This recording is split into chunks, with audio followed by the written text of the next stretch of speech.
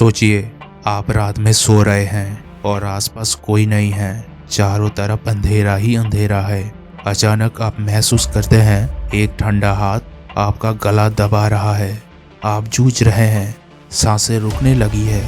लेकिन जब आप होश में आते हैं और लाइट ऑन करते हैं तो देखते हैं कमरे में आपके अलावा और कोई नहीं है और वो हाथ असल में आपका ही है।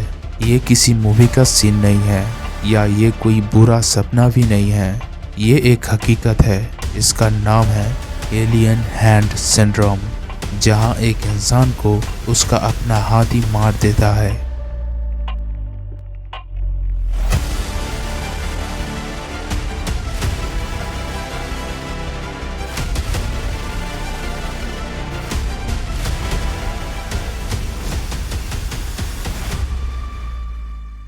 इस दुनिया में साइंस, पैरानॉर्मल, एलियन और साइकिक जैसे बहुत सारे मिस्ट्री है, लेकिन इंसान इसके आसपास भी नहीं पहुंच पाया। हम इंसान अपने शरीर को अभी भी 100% नहीं समझ पाए। इंसान का ब्रेन कैसे काम करता है, ये साइंस के लिए अभी भी एक मिस्ट्री है। हम अपने ब्रेन के सिर्फ 40% पार्ट को ही जानते हैं। ध्यान रहे, यहाँ पर सिर्फ जानने की बात किया गया है, लेकिन उस 40% के अंदर जो न्यूरॉन है उनका एग्जैक्ट काम क्या है, ये आज भी हमारे लिए एक मिस्ट्री है। 19th सेंचुरी में जर्मन न्यूरोलॉजिस्ट कार्ल गोल्डस्टेन एक लड़की के अजीब हरकत को नोटिस किया था। उन्होंने लिखा था, एक दिन एक लड़की मेरे पास आया और बोलने लगा, मेरा हाथ मेरी बात नहीं सुनता।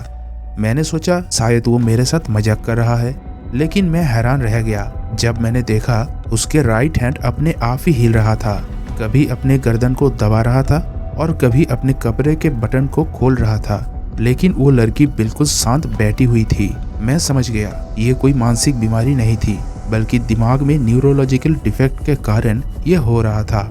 इंसान का ब्रेन दो हिस्सों में डिवाइड होते हैं, एक है लेफ्ट हेमिस्फीयर और दूसरा है राइट हेमिस्फीयर। इन दोनों को एक साथ जोड़ने का काम करता है कॉर्पस कोलोसम नाम का एक नर्व। लेकिन अगर इस हिस्से में कोई भी नुकसान हो जाए तो शरीर में अलग अलग तरह के इफेक्ट दिखाई देने लगता है। जैसे मान लीजिए आपके सामने कोई बैठा है और आपने उसके गाल पर जोर से एक थप्पड़ मार दिया, लेकिन उसमें आपकी कोई इच्छा नहीं थी।